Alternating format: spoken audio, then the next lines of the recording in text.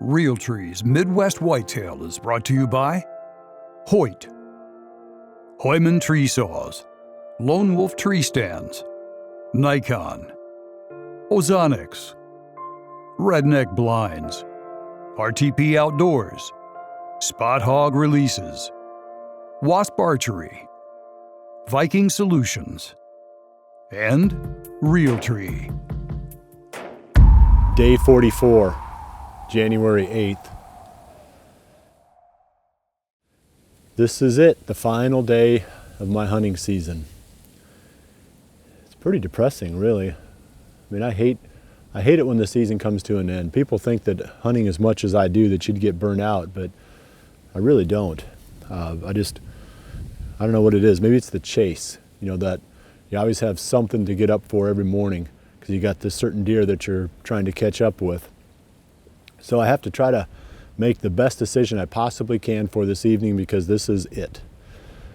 And I thought about going back to that big bean field down in that bottom, and I think we would see a fair number of deer there and maybe even a shooter or two, but the chances of getting a shot with a bow from that blind is going to be pretty low. Just that field is so big and the deer have so many options. Getting them within bow range is really a challenge.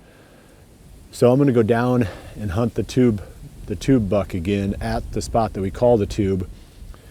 There's a couple reasons for it.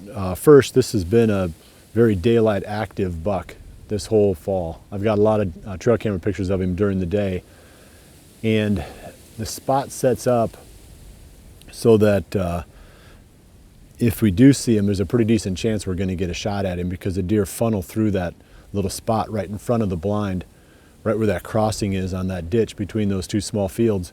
So if he's in there and he's on the move at all, the chances of getting a bow shot at him are going to be pretty good compared to hunting that great big field. The other thing I like about this buck is we never picked him up anywhere else other than right down here in this spot. So he's a homebody, fairly daylight active, and the spot sets up real well for getting a close range shot. So that's where we're going. That's where we're hanging. Our final hope is on the tube buck.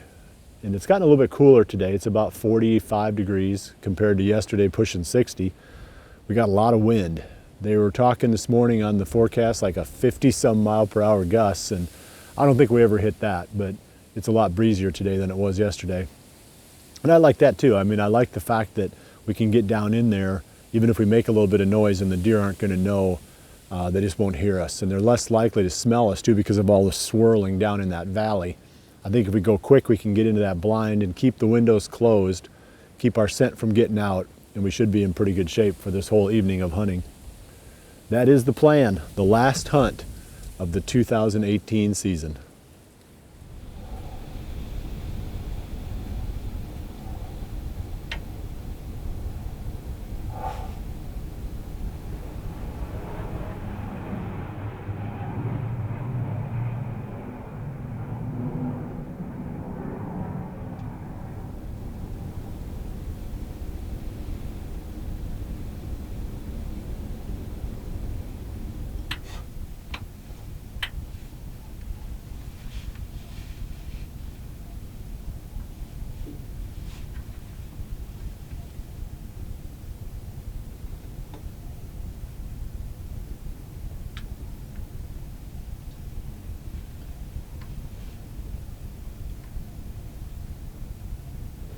No, it's just too small to be the one we're after.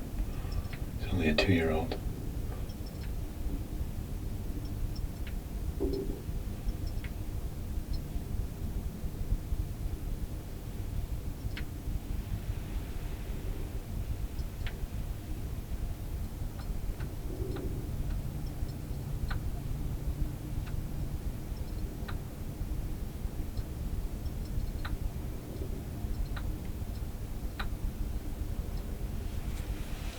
Down to the last 40 minutes in my season. So far, there's one buck. He's still out in the field to my right. We've probably seen, 6 or 7, maybe more, antlerless deer. And I'm not going to shoot a doe tonight, I don't think, even if she comes through.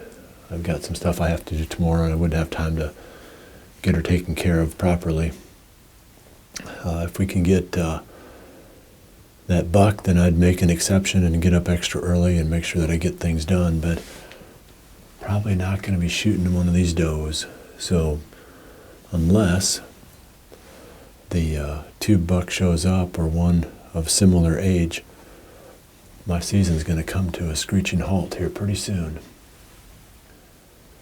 It's been fun. I mean, like I said earlier, people think that I probably don't enjoy it when I'm not shooting stuff, but really the last thing I want to do is not be hunting.